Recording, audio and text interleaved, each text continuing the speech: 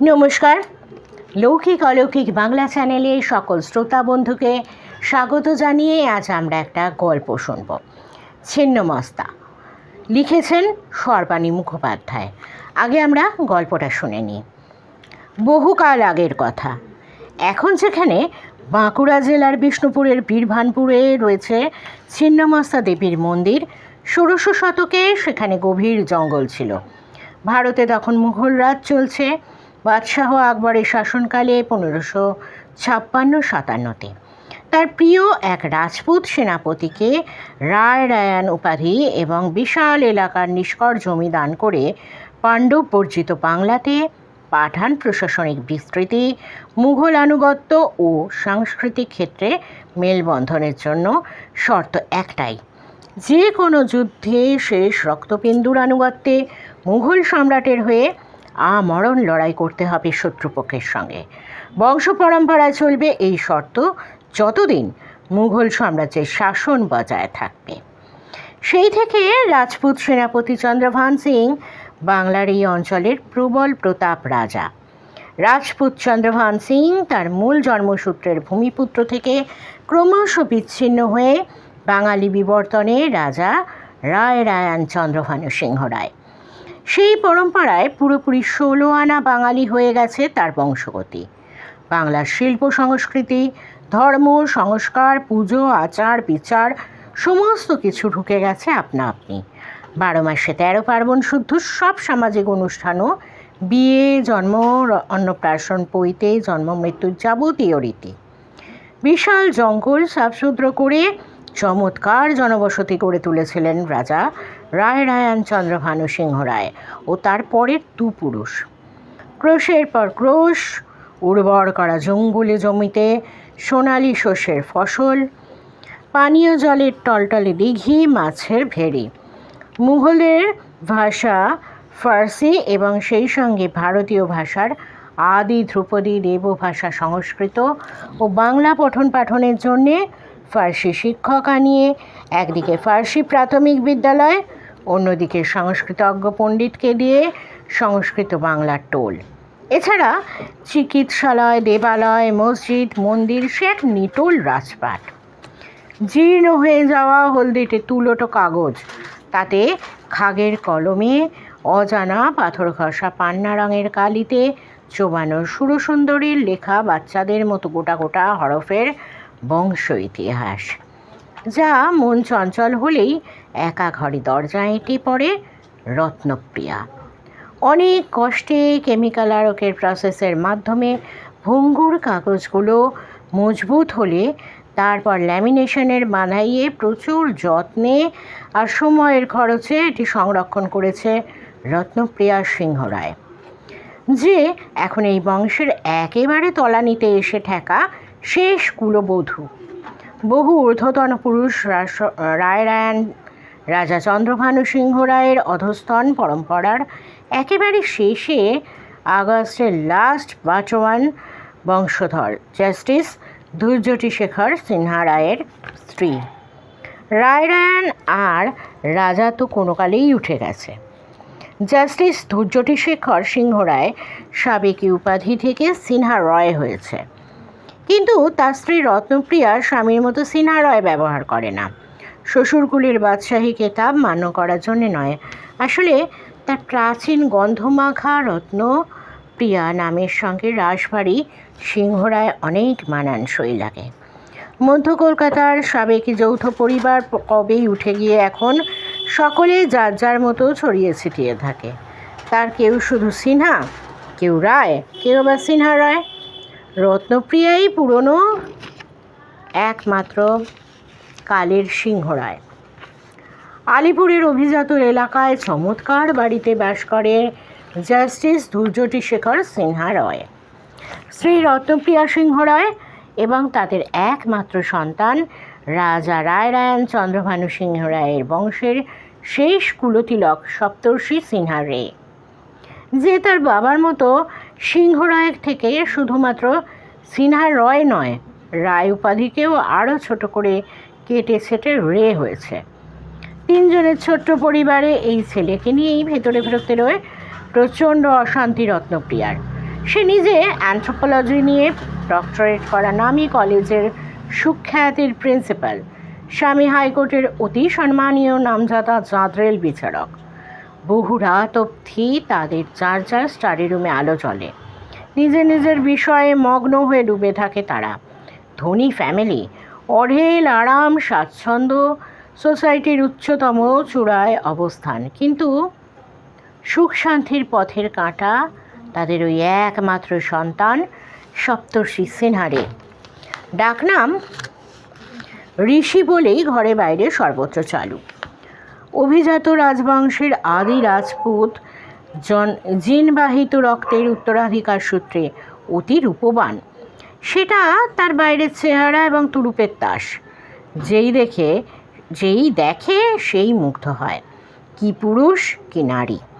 বিশেষ করে মেয়েরা, শুধু মুগ্ধতা নয়, এক অদ্ভুত সম্মোহনের আকর্ষণ তাদের টান। তারা পুরো ফায়দা তোলে ঋষি। জানে না বংশের রূপের সঙ্গে বহু যুগ আগের এক রাজপুরুষের চরম নিষ্ঠুর লাম্পট্যের বীজও নিজের অজ্ঞাতেই বহন করছে সে। যে কাহিনী ধৈর্যটি শেখারও জানেন না, জানে শুধু রত্নপ্রিয়া। জেনেছে কত যুগ আগের পূর্বতন রাজবধূ সুরসুন্দরী দেবীর অতি গোপনে লেখা রায়রায়ান রাজা সিংহ রায়দের বংশ ইতিহাসের নথি থেকে। জানার পর থেকেই এক অজানা অস্বস্তি আর অশান্তিতে ভেতরে ভেতরে ছটফট করে বিদুষী সুন্দরী এখনও অবধি বংশের শেষ কুলবধূ রত্নপ্রিয়া সিংহ রায় নিজেকেই প্রশ্ন করে, এও কি সম্ভব, নাকি আর সমস্ত রাজা রাজরার ঘরের কল্পকাহিনীর মতোই মিথ? জবাব মেলে না।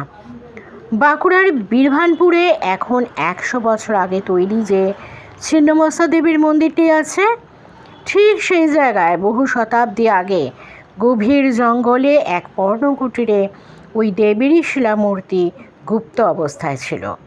রায়রায়ান সিংহ রায় রাজবধূ সুরসুন্দরী দেবী যা স্বপ্নে দেখেছিল, অসীম সাহসে এক গভীর রাতে একখানি মশাল নিয়ে পেছনের গুপ্তপথে রাজপ্রাসাদ থেকে বেরিয়ে স্বপ্নে দেখা পথ ধরেই জঙ্গলে ঢাকা ওই পুরো কুটিরে গিয়ে সচক্ষে দেখে এসেছিল সেই গুহ্য শিলামূর্তি। কেউ যেন তাকে টেনে সেখানে নিয়ে গিয়েছিল। শিলামূর্তি দেবী ছিন্নমস্তার, সতীর দশমহাবিদ্যার মহাশক্তির ভয়ঙ্করী ষষ্ঠ রূপ ভীষণ আকৃতি দেবী ছিন্নমস্তা। শিলামূর্তিতে স্পর্শ খোদাই করা ছিন্নমস্তা মূর্তি যেন স্বরূপে সাকার হয়ে সুরসুন্দরীর সামনে প্রকট হয়েছিলেন। তার কৃপায় সুরসুন্দরীর দুই ভ্রু মধ্যস্থিত অদৃশ্য জ্ঞানচক্ষু বা ত্রিনয়ন খুলে গেছিল। সুরসুন্দরী দেখতে পেয়েছিল জবা ফুলের মতো ঘোর লাল এবং কোটি সূর্যের মতো উজ্জ্বল এক সম্পূর্ণ নগ্ন নারী মূর্তি। কৃষ্ণ মেঘের মতো দিক আচ্ছন্ন করা আলুলায়িত তার কেশরাশি। তিনি বিপরীত দৃষ্টিতে যৌন সঙ্গমরত নারী পুরুষ রতি ও কামের উপর দাঁড়িয়ে আছেন। লাল পদ্মের উপর বিপরীত মৈথুনে কামরূপিণী রূপী দেবী রতি ও কামদেব মদন তার বাহন। তিনি দ্বিভুজ। তার ডান হাতে একটি কর্তৃকা, অর্থাৎ একফালা বাঁকা তরবারি বা কাটারি, তাই দিয়ে তিনি নিজের মস্তক ছিন্ন করেছেন। তার বাঁ হাতের তালুতে একটি নরকপালের থালা, আর তার ওপরে দেবীর ছিন্ন মস্তকটি হাঁ করে আছে। তার কাটা কণ্ঠনালী থেকে ফিনকি দিয়ে ত্রিধারায় রক্তস্রোত নির্গত হয়ে প্রধান অর্থাৎ মধ্যধারাটি গিয়ে পড়ছে কর্তৃত মস্তকের বেদন করা মুখে। পরম তৃপ্তিতে নিজের রক্তস্রোত তিনি স্বয়ং পান করে চলেছেন। তার দুই পাশে দুই উলঙ্গ সহচারী, বাঁয়ে ডাকিনী ও ডাইনে বর্ণিনী। তারাও দেবীর ছিন্ন মস্তকের ত্রিমুখী রক্তস্রোতের বাম ও দক্ষিণ রুধিরধারা কৃষ্টতৃপ্তিতে পান করছে। ডাকিনী কৃষ্ণবর্ণা, তমণ্ডনের প্রতীকী, আর বর্ণিনী রক্তিমবর্ণা, রজগুণের প্রতীক। দেবী ছিন্নমস্তা সদা যৌবনবতী ষোড়শী, পিনোন্নত পয়ধরা তার নগ্ন বক্ষ। তাদের মধ্যে হৃদয়স্থানে এক অপরূপ নীল পদ্ম দুলছে। তিনি নাগ যজ্ঞোপবীত ধারিণী। তার ছিন্ন মস্তকে নাগ বেষ্টিত মুকুটে একটি দ্যুতিময় নাগমণি। তার কণ্ঠে অন্যান্য অলঙ্কারের সঙ্গে নরকোটি বা ছিন্ন মুন্ডমালা সদা দোদুল্যমান। দেবী প্রত্যলীর ও বিভঙ্গে, অর্থাৎ বাঁ পা সামনে এগিয়ে এবং ডান পা ঈষৎ বাঁকাভাবে পিছনে পিছিয়ে তীরন্দাজ ভঙ্গিমায় পায়ের তলায় যৌন সম্ভোগরত রতি ও কামদেবের উপর দাঁড়িয়ে আছেন। তার প্রহরী এক বিভৎস স্কন্ধকাটা মুন্ডহীন ধর। তিনি মহাভৈরব কবন্ধ বা রুদ্রকাল। দেবী ছিন্নমস্তার ভৈরব রূপে সর্বদা তার প্রহরায় থাকেন সঙ্গী হয়ে। পশ্চাৎপটে বিরাজিত মহাশ্মশান। তন্ত্রসার ও ত্রিশক্তিতন্ত্র অনুযায়ী এই রূপেই শিলামূর্তি থেকে সেদিন সাকার হয়ে প্রকট হয়েছিলেন ষষ্ঠ মহাবিদ্যা দেবী ছিন্নমস্তা। সেই দিন নয়, সেই রাতে, মাঘ মাসের কৃষ্ণা চতুর্দশী বীর রাত্রি। পঞ্চরাত্র অনুসারে দেবী ছিন্নমস্তার আবির্ভাব। তিনি মহানিশায় দেবীর ভয়ালো দর্শনে আচ্ছন্ন হয়ে ঘন জঙ্গলের গুপ্ত কুটিরে পড়েছিল রায়রায়ান সিংহরায় রাজবংশের কুলবধূ সুরসুন্দরী। অদ্ভুত ঘোরের মধ্যে কানে আসছিল পুরুষ কণ্ঠে অনুচ্চ গম্ভীর অপূর্ব সুরেলা ধ্বনির মন্ত্রপাঠ।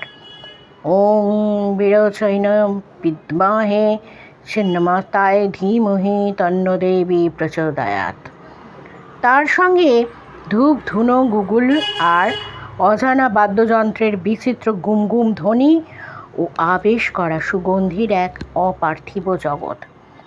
এরপর থেকে ওই একই মেঘমন্দ্রিত কণ্ঠে সুরসুন্দরী শুনতে পাচ্ছিল মহাশক্তি ষষ্ঠ মহাবিদ্যার সুললিত ধ্বনিময় বন্দনাস্তব। রুধিধারী সিক্তা খড়গহস্তা এলোকেশী ছিন্নমস্তা অতি ভীষণা ঘোরদ্রহংস্ট্রা খণ্ডমুণ্ডা উলঙ্গিনী আপন শনিত পানমত্তা উগ্রচণ্ডা উন্মাদিনী।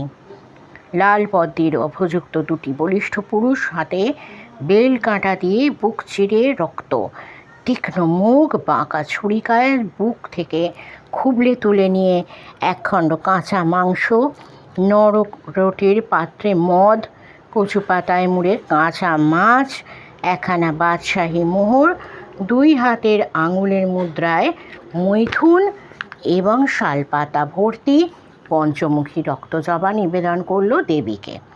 নৈবেদ্য সাঙ্গর সঙ্গে শেষ স্তবপাঠ। ওং নম বজ্র বৈরচনীয়ে প্রচণ্ড নিকায়নয় নমঃ। ওং নম বজ্র বৈচনীয়ে দেবী ছিন্নমস্তায় নমঃ। এবার অতি ধীরে ধীরে মিলিত যেতে লাগলো অপার্থিব জগৎ। আস্তে আস্তে বিলীন হয়ে যাচ্ছিল প্রকট হওয়া দেবী ছিন্নমস্তার সাকার মূর্তি। ঘুরপাক খেতে খেতে চলে গেল ধূপধুনোর অপূর্ব সুগন্ধে মোমো করা বাতাস। মৃদু থেকে মৃদুতর হয়ে ক্রমে থেমে আসলো গুমগুমে গম্ভীর বাদ্যধ্বনি। তাদের সঙ্গে ক্রমশ লীন হয়ে মিশে যেতে যেতে সাধক এইবার ঘুরলেন, ফিরে তাকালেন সুরসুন্দরীর দিকে। হতচেতন অবস্থাতেও সুরসুন্দরী দেখল টকটকে গৌরবর্ণের বিশাল দেহী গ্রিক দেবতার মতো তীক্ষ্ণ কাটা কাটা ভাস্কর্যের অনিন্দ সুন্দর মুখশ্রীর পূর্ণ অবয়বের সেই পুরুষ। রায়রায়ান রাজা চন্দ্রভানু সিংহরায় বংশের ব্রহ্মচর্য পালন করা একমাত্র অবিবাহিত ব্রহ্মচারী গৃহী সন্ন্যাসী সেই প্রজন্মের জ্যেষ্ঠ সন্তান চন্দ্রচূড় সিংহরায়। রাজপুরীর অন্দরমহলে অন্য সব পূর্বজদের সঙ্গে বিরাট করে বাঁধানো অয়েল পেন্টিংয়ে আঁকা যার রঙিন ছবি বহুবার দেখেছে সুরসুন্দরী। বিশাল রাজপ্রাসাদ ছেড়ে, নিজের মহল ছেড়ে যিনি পেছনের ঘন জঙ্গলের গুপ্ত আস্তানায় নিগুড় সাধনা করতেন নিশতি রাতে।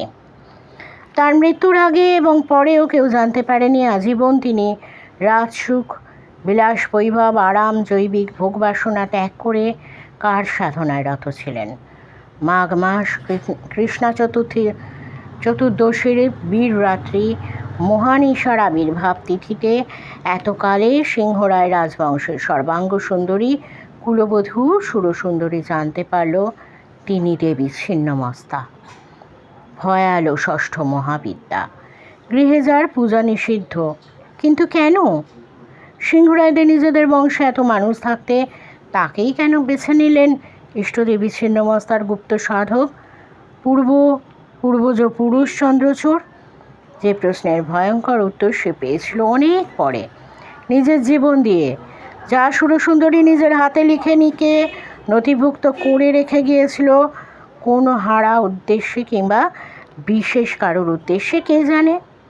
অদৃষ্টের অলঙ্ঘ নির্দেশে ভবিতব্যের ফেরে যা কত শতাব্দী পরে হাতে এসে পড়ল বংশের শেষ কুলবধূ রত্নপ্রিয়া সিংহরায়ের।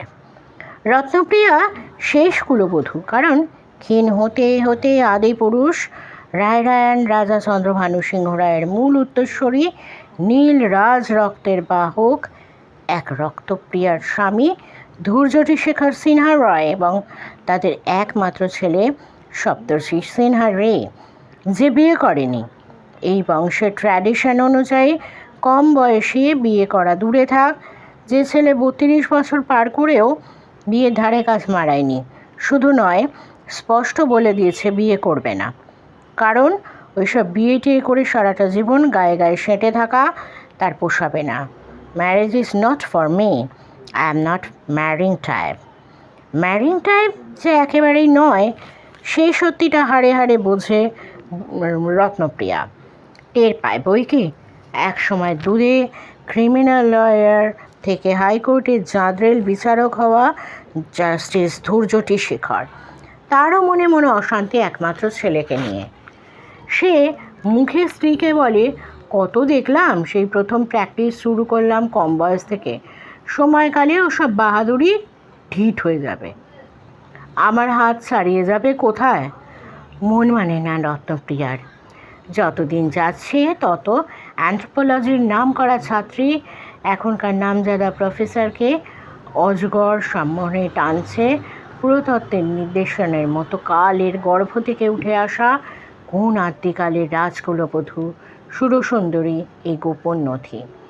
বিয়ের পরপরই মধ্য কলকাতার বিরাট জয়েন্ট ফ্যামিলির একরাশ তুতো, শ্বশুরকুলের মস্ত বড় বাড়ির ততোধিক মস্ত ছাদের ছেলেকোঠার হাবিজাবি ভরা গুদম ঘর থেকে যেন খনন করেই নিয়ে এসেছিল একে। ওখানে বসেই পড়তে পড়তে ধীরে ধীরে এক অদ্ভুত নেশায় আবিষ্ট হয়ে একদিন প্রায় চুরি করেই আঁচল চাপা দিয়ে এনে লুকিয়ে রেখেছিল নিজের কাছে। এখন ভাবে, কেন কেন করতে গেছিল এমন কাজ? ঠিক যেমন একদিন অপরূপ রূপসী রাজবধূ সুরসুন্দরী কত যুগ আগে ভেবেছিল, কেন বংশে এত মানুষ থাকতে আমাকেই কেন বেছে নেওয়া হলো? কেবল আমাকেই কেন বেছে নিলেন ইষ্টদেবী ছিন্নমস্তার গুপ্ত সাধক পূর্বপুরুষ চন্দ্রচূড়? আর আজ সেই বংশেরই শেষ কুলবধূ রত্নপ্রিয়া সিংহরায় মনে মনে একই অভিযোগ করেন সুরসুন্দরীর কাছে। কেন আমার হাত দিয়েই কেন খুঁড়ে তোলালে তোমার এই ভয়ঙ্কর দলিল? কেন এমন মহাচ্ছন্ন করে আমাকে দিয়ে এটা সংরক্ষণ করালে? কেন কেন কেন? জবাব মেলে না। জবাব দেয় না বহুকালের ফেরারি অতীত, জবাব দেয় না রাজকুলবধূ সুরসুন্দরী, জবাব দেন না পূর্বজ রাজপুরুষ নিগূঢ়তন্ত্র সাধক দেবী ছিন্নমস্তার পূজারী চন্দ্রচূড় সিংহরায়, জবাব দেন না দশমহাবিদ্যার ভয়ঙ্কর রূপ ও ষষ্ঠ মহাবিদ্যা ছিন্নমস্তা, যারা জানেন এর গুপ্ত রহস্য, গোপন বর্তমান আর গুচ্ছ ভবিষ্যতের অবশ্যম্ভাবী পরিণাম। মাত্র 21 বছর বয়সে অ্যানথ্রোপোলজি অনার্স নিয়ে ফাইনাল পরীক্ষা দিয়েই স্রেফ সম্বন্ধ করে বিয়ে হয়ে গিয়েছিল সচ্ছল মধ্যবিত্ত ছোট্ট পরিবারের একমাত্র মেয়ে রত্নপ্রিয়া দত্তর। তখনও গ্র্যাজুয়েশনের রেজাল্ট বেরোয়নি, কিন্তু সহপাঠিনীর ঘটকালিতে তার মামাতো দাদা হাইকোর্টের উঠতি ক্রিমিনাল লয়ার 27 বছরের ধূর্যটি শেখর সিনহা রায়ের সঙ্গে বিয়ে হওয়ায় রায়রায়ণ সিংহরায় রাজবংশের কুলবধূ হয়ে রত্নপ্রিয়া পা রাখল এদের মধ্য কলকাতার বিশাল যৌথ সংসারের ধনী অট্টালিকায়। এটা ঘটেছিল রত্নপ্রিয়ার জ্যোৎস্না ধোয়া স্নিগ্ধ লাবণ্যের জোরে। যে জোর সম্পর্কে উদাসীন ছিল নৃবিজ্ঞান অর্থাৎ মানব বিজ্ঞানের ব্রিলিয়ান্ট ছাত্রীটি, যার স্পেশাল পেপার আবার প্রত্নতত্ত্ব বা আর্কিওলজি। সেই জন্যই জঞ্জাল খুঁড়ে তুলে আনা পুরাকালের এই নথি এমনভাবে আষ্টে পৃষ্ঠে বেঁধেছিল ওকে। এদিকে কয়েক শতাব্দী প্রাচীন বাদশাহী খেতাব কবে উঠে গেলেও রাজবংশের চূড়াস্রোতে সিংহরায় কুলপ্রথায় কম বয়সের বিয়ের প্রচলন এখনও অজ্ঞাতসারেই চালু আছে। আর ২৭ বছরের সুদর্শন ধূর্যটি শেখর তখনই হাইকোর্টের জুনিয়র ক্রিমিনাল লয়ার হিসেবে যথেষ্ট নামডাকের হয়ে উঠেছিল। আর স্কুলের একটু উঁচু ক্লাস থেকে মেয়ে পুরুষ সকলেই যে বিশেষ নজরে ওর দিকে তাকায় সেই লক্ষ্য করেছে রত্নপ্রিয়া। বিশেষ করে ছেলেরা দেখতো, একবার চোখ পড়লে দ্বিতীয়বার তৃতীয়বার, বারবার ফিরে না তাকিয়ে তারা থাকতে পারত না। এইটুকুই এতদিন ও উদাসীন নির্লিপ্তিতে গ্রহণ করেছে। গ্র্যাজুয়েশনের এই ফাইনাল ইয়ার অবধি তখনও পর্যন্ত কেউ ওর নির্লিপ্তির বেড়া ডিঙিয়ে কাছে ঘেঁচতে পারেনি। বহু বন্দনা ও অতি ভদ্রভাবে নাকচ করেছে, কিন্তু সহপাঠী বান্ধবীর কৌশলে যা দুম করে ঘটে গেল তার জন্যে ও এতটুকু প্রস্তুত ছিল না। হঠাৎই এক ছুটির দিনের সকালে ওদের সাধারণ দোতলা বাড়ির দরজার সামনে দুটো ঝাঁ চকচকে বড় বড় দামি গাড়ি থেকে ওই বান্ধবীর সঙ্গে একদল সুবেশা সুন্দর মহিলা ও পুরুষ নেমে এলো দত্তপাড়ির সঙ্গে আলাপ করতে। পরীক্ষার পর অখণ্ড অবসরে দোতলার বাড়ায় হাতের তালুতে গাল রেখে অলস চোখে রাস্তা দেখছিল রত্নপ্রিয়া। এদের দেখে হতভম্ব হয়ে নিচে বসবার ঘরে এসে দাঁড়ালো। সদ্য স্নাত ভ্রমরকৃষ্ণ এলো চুলে, বিন্দুমাত্র প্রসাধনহীন লাবণ্য ভরা মুখশ্রীতে শিশির ভেজা টাটকা শুভ্র দ্যুতির স্নিগ্ধ গন্ধরাজ। জানালার গড়াত ধরে বাইরে রাস্তার দিকে চেয়ে থাকা পিস্তুত বোন আর বাড়ির সকলের চাপে বাধ্য হয়ে এভাবে আসার জন্য অত্যন্ত বিরক্ত হয়ে সবে ২৬ পেরোনো সুদর্শন যুবা পুরুষ ধূর্যটি শেখর সিনহারায় কারোর উপস্থিতি টের পেয়ে ঘুরে দাঁড়িয়ে অপলক চেয়ে রইল রত্নপ্রিয়ার দিকে। আর রত্নপ্রিয়া ওই ছাউনিতে স্পষ্ট দেখল পুরুষের সেই দৃষ্টিবন্দনা যা ওর এতদিনের উদাসীন নির্লিপ্তির বেড়া ভেঙে দিল। ২১ বছরে বিয়ে, কাঁটায় কাঁটায় ৯.৫ মাসে, বছর না ঘুরতেই সন্তান। রত্নপ্রিয়া তখন সবে ২২ চলছে, আর ধূর্যটি শেখরের ২৭ পূর্ণ হয়নি। দুই বাড়িতেই প্রথম নাতি। আনন্দের ফোয়ারায় মাতোয়ারা সবাই। অবাক শুধু সদ্য মা বাবা হওয়া ধূর্যটি শেখর আর রত্নপ্রিয়া। দুজনের মনেই এক প্রশ্ন, এটা কী করে সম্ভব হলো? সব দিক দিয়ে সমস্ত রকম সাবধানতা নেওয়া সত্ত্বেও ঠিক ছিল রত্নপ্রিয়ার পোস্ট গ্র্যাজুয়েশনের পর ডক্টরেট করার আগে আগে এই ব্যাপারটা ফাইনাল ডিসিশন নেবে। কিন্তু দারুণ অপ্রস্তুত মুখে বাড়িতে জানাজানি হওয়ার আগেই ধূর্যটি প্রসাদ অ্যাবর্শনের কথা বলতে এসে প্রচণ্ড ধাতানি খেল তার স্নিগ্ধ সৌন্দর্যের বিদুষী স্ত্রীর কাছে। স্বভাবের বাইরে গিয়ে স্বামীর ওপর ঝলসে উঠেছিল লাবণ্যপ্রভা রত্নপ্রিয়া। কখনো না, এই কথা তুমি মুখে আনলে কি করে? পরে তো আসতই, পরে না এসে আগে এসে পড়েছে, সেটা কি ওর দোষ, ওর অপরাধ? স্বস্তির নিঃশ্বাস ফেলেছিল ধূর্যটি শেখর। তবু বলেছিল, তোমার পড়াশুনো, তোমার কেরিয়ার, মাস্টার্স, পিএইচডি, বাচ্চা নিয়ে এত সব। আবারও দাবড়ে তাকে থামিয়ে দিয়েছিল মা হতে যাওয়া স্ত্রী। সব করব, মাস্টার্স, পিএইচডি, ডিডি, ডিলিট সমস্ত কিছু করে এডুকেশনিস্ট হব। আমি সন্তান নিয়েই। কথায় বলে জন্ম মৃত্যু বিয়ে ৩ বিধাতা নিয়ে, তাই সব রকম প্রিকশনস নিয়েও আমরা যখন ওর জন্মটা আটকাতে পারলাম না, সেখানে নষ্ট করব কোন অধিকারে? যে রত্নপ্রিয়ার জন্যেই পৃথিবীতে এলো মূল রায়রায়ণ রাজবংশের শেষ পুরুষ সপ্তর্ষি সিনহারে, সেই গর্ভধারিণী জননী এখন সুরসুন্দরীর ওই দলিল পড়তে পড়তে আচ্ছন্ন হয়ে বারবার ভাবে, আমি কি ভুল করেছিলাম? ধৈর্যটি শেখরের পরামর্শ মেনে চলাই কি উচিত ছিল? তাহলে হয়তো আজ এভাবে ছটফট করে মরতে হতো না। সঠিক সময়ের অনেক আগে এভাবে জোর করে টেনে না আনলে হয়তো এরকম পরক্ষণে ছিছি ধিক্কারে মনের মুখে মুখ ঢাকা দেয় রত্নপ্রিয়া সিংহ রায়। 32 বছরের অতিরূপবান তরতাজা একমাত্র ছেলে ওদের। কত শতাব্দী প্রাচীন সিংহ রায় বংশের একমাত্র কুলতিলক পুত্র সন্তানের সম্পর্কে একে সর্বনাশা অভিশপ্ত ভাবনা ভাবছে সে মা হয়ে। ঠিক তখনই জ্যান্ত হয়ে ওঠে ওই নথি। ময়াল সাপের পাকে পাকে ওকে অসহ্য কঠিন চাপ দিয়ে পিষে ফেলে চলে সুরসুন্দরীর জীবনের ছিন্নমস্তা দলিল। আজকে গল্পটা এখানে আমরা পাঠ শেষ করছি। এটি কিন্তু অসমাপ্ত একটি গল্প হয়ে রইল। পরের সপ্তাহে কথা দিচ্ছি বাকিটা আমরা শুনব। আজ আর বেশি নয়, কারণ অনেকেই রিকোয়েস্ট করেছেন যে বিশাল বড় গল্প হলে শুনতে শুনতে তারাও ক্লান্ত হয়ে যান, পাঠ করতে করতে আমি তো অবশ্যই ক্লান্ত হয়ে পড়ি। তাই আমরা কোনো বড় উপন্যাস বা গল্প হলে সেটি এবার থেকে ভাগে ভাগে পাঠ করব। কেমন লাগলো বন্ধুরা? অবশ্যই আমাকে কমেন্ট বক্সে কমেন্ট করে জানাবেন। আর কারোর জীবনে যদি অলৌকিক ঘটনা ঘটে থাকে বা কারোর পরিচিত জীবনের পরিচিত মানুষদের জীবনে যদি অলৌকিক ঘটনা বা দৈবিক ঘটনা ঘটে থাকে, আমাকে অবশ্যই মেল করে জানাবেন অথবা হোয়াটসঅ্যাপে ভয়েস রেকর্ড করে পাঠাতে পারেন। ডেসক্রিপশন বক্সে মেল আইডি, হোয়াটসঅ্যাপ নাম্বার সবই দেওয়া থাকবে। আর সঙ্গে থাকতে অবশ্যই ভুলবেন না। সাবস্ক্রাইব করে আমার চ্যানেলটাকে আমার সঙ্গে থাকবেন এবং অল বাটনটা প্রেস করে দিয়ে সকল নোটিফিকেশন সবার আগে পেয়ে যাবেন। তাহলে আমরা আজ এই পর্যন্তই। আমরা শুভরাত্রি জানিয়ে বিদায় নিচ্ছি। আমি সুদেষ্ণা। পরের সপ্তাহে বাকিটা শুনব। নমস্কার।